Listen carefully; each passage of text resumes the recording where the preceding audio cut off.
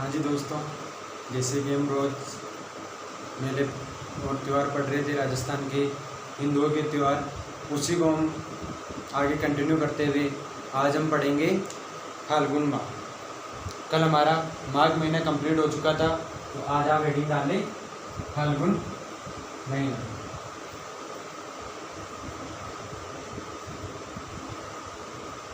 और अपने छोटे भागों में डिवाइड कर ले। एक तरफ तो डाले कृष्ण पक्ष और एक तरफ डाले शुक्ल पक्ष।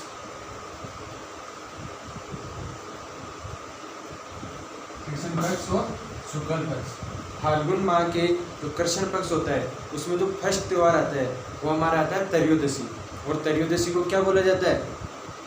महाशिवरात्रि। तो फर्स्ट त्यौहार आप लिखें त्रयोदशी, और त्रयोदशी को क्या बोला जाता है? महाशिवरात्रि।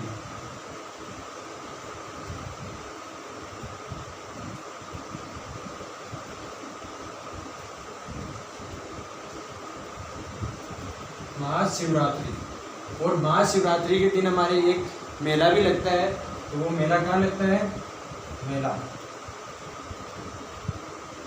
वो लगता है हमारी घुसमेश्वर का मेला। घुसमेश्वर महादेव का मेला जो कहाँ लगता है? सिवाड़। और सिवाड़ पड़ता है हमारे सवाई माधोपुर में।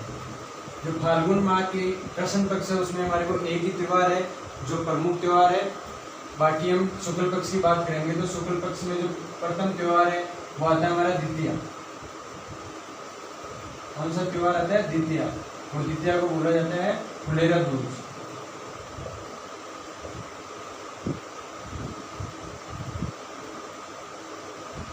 कौन सी दूज बोली जाती है? फुलेरा दूज। और इसके बाद में जो अगला त्यौहार है वो है हमारे पूर्णिमा। और पूर्णिमा के दिन कौन सा त्यौहार आता है? फाल्गुन माह की पूर्णिमा को सबको पता होना चाहिए, होली।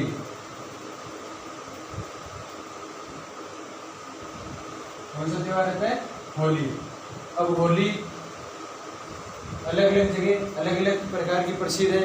जैसे कि हमारे देखे गए तो हम होली के दिन रंग भी खेलते हैं, होली के दिन गेर भी खेलते हैं और पटाखे भी फोड़ते हैं। लेकिन जैसे कि और जगह की बात करें तो कोडामार होली। कोडामार होली कहाँ की प्रसिद्ध है? भिनाई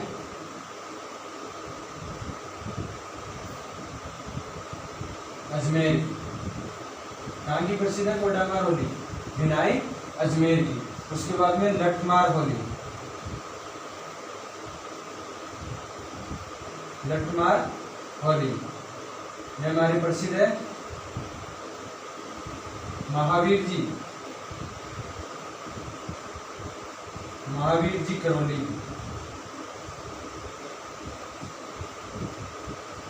और एक और है पत्थरमार होली।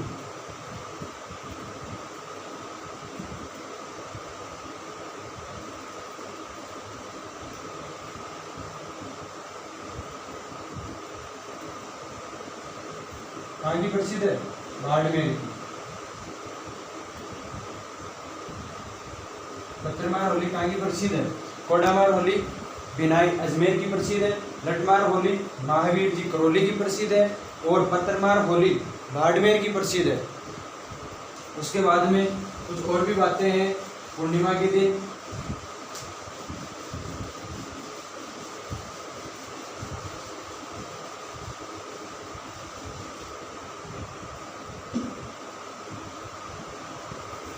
जो न्याण होता है ये हमारी सांगोद कोटा में पड़ता है। न्याण का मतलब क्या होता है? न्याण का मतलब ये होता है कि कई सालों पहले, जैसे कि 200-300 वर्ष पहले कोटा के अंदर जो संगोद पड़ता है वहाँ पे कुछ कलाकारों ने कुछ करतब दिखाते थे और उसी को कंटिन्यू रखते हुए कोटा के अंदर यह न्याण मनाया जाता है। ये एक तरह का कर्तव्य होता है। उसके बाद में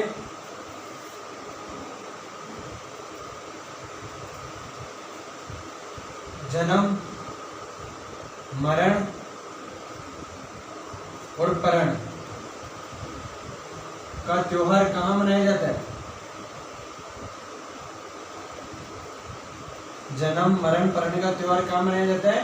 जयपुर में, और वो पूर्णिमा को मनाया जाता है। उसके बाद में इल्लो जी की बारात,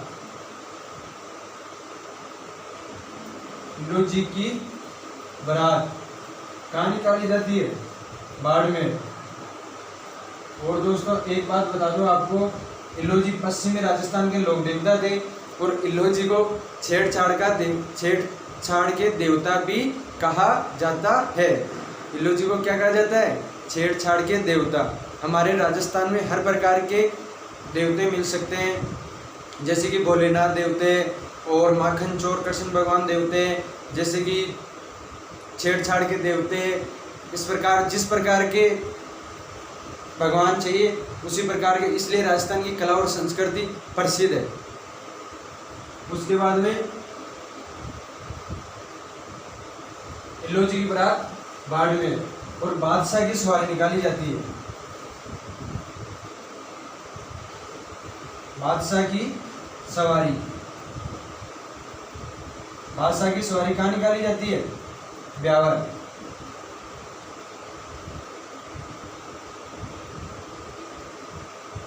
ब्यावर कहाँ पड़ता है? हमारे अजमेर। और एक बादशाह का मेला भी लगता है।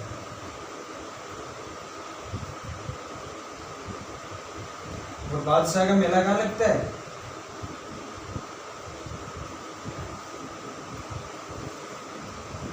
बादशाह का मेला भी हमारे ब्यावर अजमेर में ही लगता है। इसी प्रकार हमारे फाल्गुन माह कंप्लीट हो चुका है और हम अगले महीने की बात करेंगे, वो है हमारे चैत्र माह।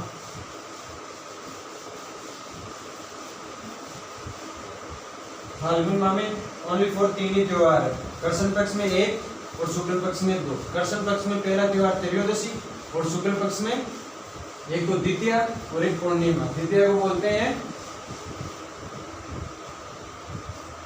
फुलेरा दूज और पूर्णिमा के दिन हमारी आती है होली।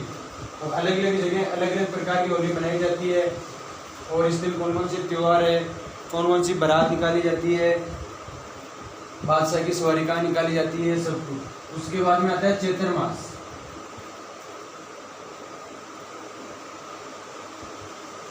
और चैत्र मास के कृष्ण पक्ष और शुक्ल पक्ष।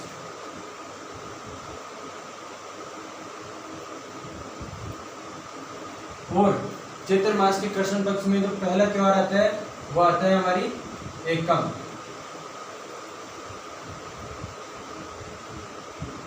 कौन सा त्योहार आता है? एकम। और एकम के दिन क्या मनाया जाता है? और चैत्र के कृष्ण पक्ष की एकम को हमारे मन जो जैसे कि दिवाली के बाद में गोवर्धन पूजा की जाती है, उसी प्रकार होली के बाद में धुलंडी। एकम को क्या आती है? धुलंडी। और उसके बाद में जो अगला त्योहार है वो है हमारा अष्टमी।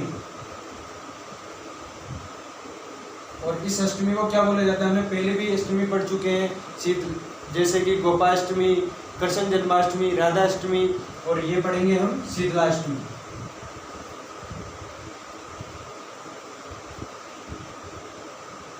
और शीतलाष्टमी के दिन जो बास्योड़ा भोजन होता है,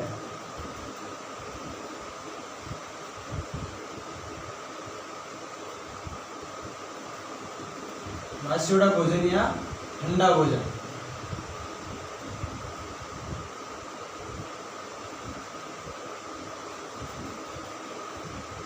इसका हम भोजन करते हैं। उसके बाद में अष्टमी के बाद में जो अगला त्योहार है वो अष्टमी और नवमी को साथ में आता है, अष्टमी और नवमी। और ये मेला पड़ता है हमारे ऋतदेव का मेला। और कहाँ पड़ता है ऋतदेव का मेला? धुलेव। उदयपुर में, धुलेव उदयपुर में जो भील जनजाति होती है,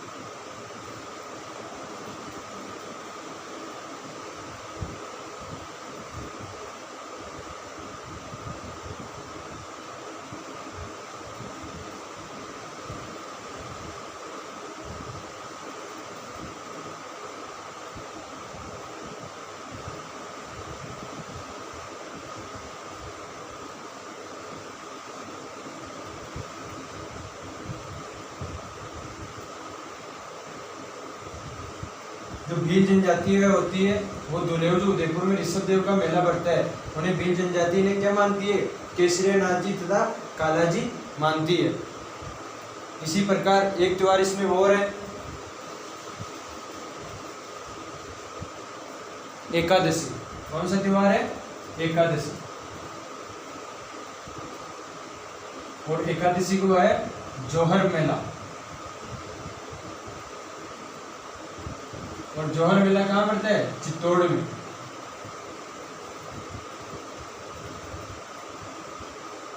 जो जौहर है उसका मतलब क्या होता है? जौहर का मतलब होता है जौहर।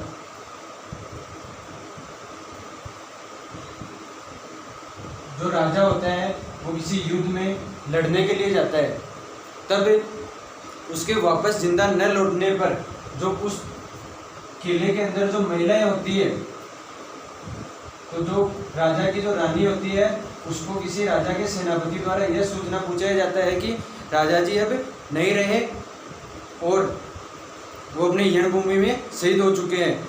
तो इसी प्रकार जब रानी को यह सूचना मिलती है तो रानी और अन्य जो दासियां होती है उन सभी के साथ मिलकर और जिंदी अग्नि में जल जाती है, उसे ही जौहर कहा जाता है। और एक होता है केसरिया, जो हम इतिहास में पढ़ेंगे। केसरिया, केसरिया का मतलब होता है पुरुषों द्वारा किया जाता है। जौहर तो महिलाओं द्वारा किया जाता है और केसरिया पुरुषों द्वारा किया जाता है।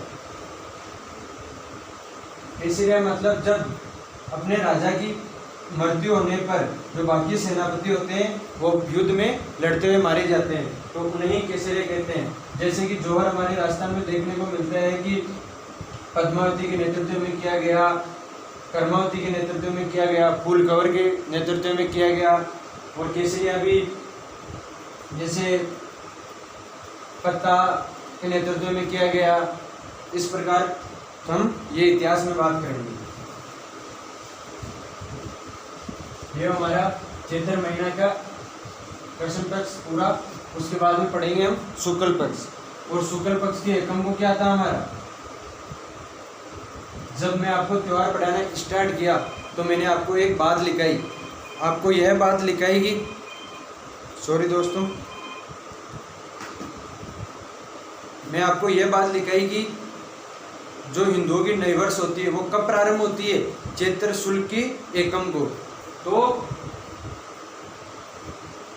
पहले तो यह लिखो शरद नवरात्र प्रारंभ, बसंत नवरात्र, सॉरी बसंत नवरात्र प्रारंभ। और किसी दिन हमारे क्या प्रारंभ होती है? नई वर्ष प्रारंभ। और एक और बात है इसमें, जो ये है कि इस दिन हमारे बृहद राजस्थान का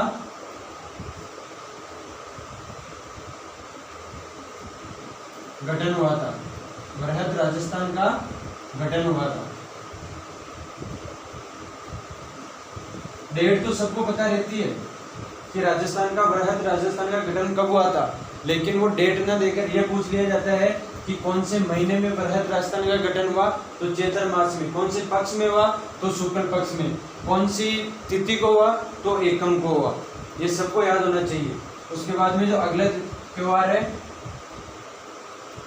एकम पढ़ लिए, एकम के बाद में अगला त्योहार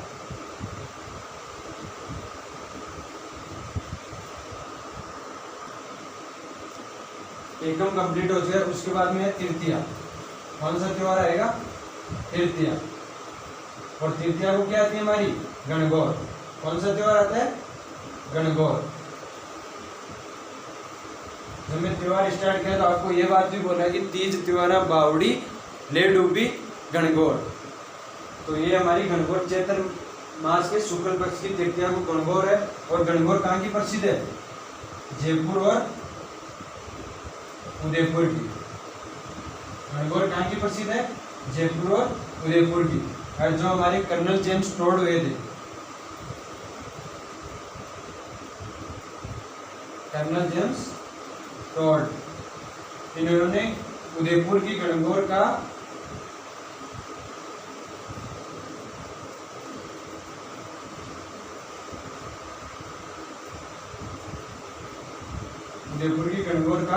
वर्णन किया। उदयपुर की गणगौर का वर्णन किया। कर्नल जेम्स टोड को क्या बोले जाते हैं? घोड़े वाले बाबा बोले जाते हैं।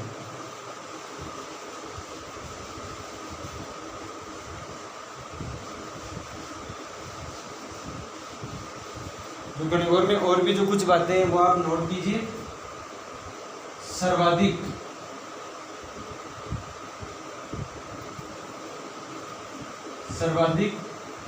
लोकगीतों वाला त्योहार, लोक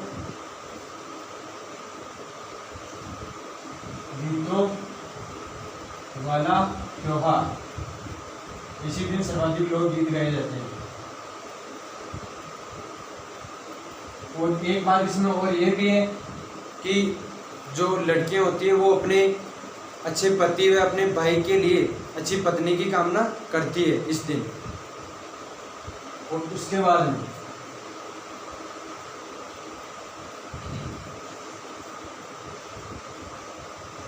जैसलमेर में चतुर्थी को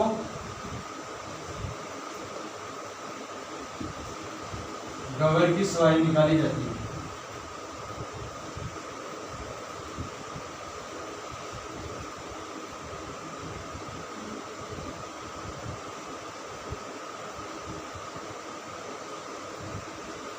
गवर की सवारी निकाली जाती है। गवर का मतलब क्या है? गवर का मतलब गणगौरी है। गवर का मतलब गणगौरी है, लेकिन ये चतुर्थी को निकाली जाती है जैसलमेर में। और नाथद्वार हमारे राजस्थान में पड़ता है। नाथद्वार में पंचमी के दिन गुलाबी गणगौर व चुंदड़ी गणगौर होती है। ये तृतीया गुना होकर नाथद्वार में कब होती है? पंचमी को। और जैसलमेर में गवर की सवारी कब निकाली जाती है? चतुर्थी को। इसके बाद में अगला त्योहार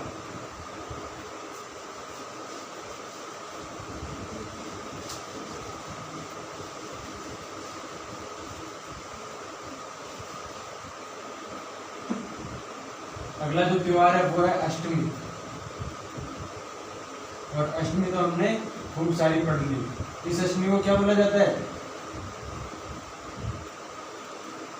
अशोक अष्टमी। अशोक अष्टमी। और इस दिन अशोक के पेड़ की पूजा की जाती है।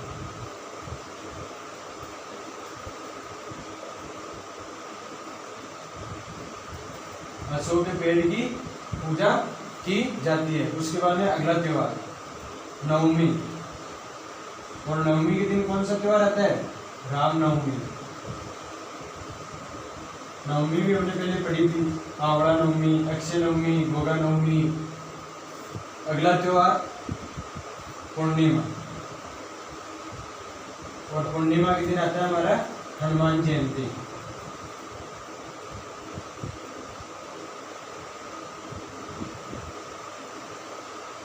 कौन सी जयंती होती है? हनुमान जयंती। पूर्णिमा के दिन हमारे 2 मेले लगते हैं।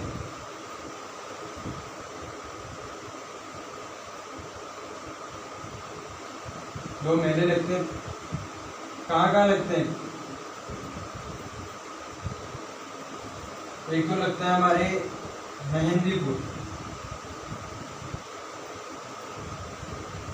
मेहंदीपुर दौसा के अंदर, और एक लगता है हमारे सालासर चूरू। जो सालासर चूरू में जो हनुमान जी का मेला लगता है, या जो हनुमान जी ने क्या कहा जाता है, दाढ़ी मूंछ वाले बालाजी, दाढ़ी मूंछ वाले बालाजी कहा जाता है, दाढ़ी मूंछ वाले बालाजी कहा जाता है। ओके दोस्तों, ये हमारा चैत्र महीना कंप्लीट हो चुका है, और इसी प्रकार हम आगे बात करेंगे वैशाख, जेठ और आषाढ़, 3 मंथ हमारे बचे हैं। आपके दिमाग में ये बात भी आ रही होगी कि सर आपने मार्कशीट और पोस्ट क्यों नहीं पढ़ाया, तो उनके आप हेडिंग डालें और मैं उसके बारे में एक बात दिखा दूँ आपको।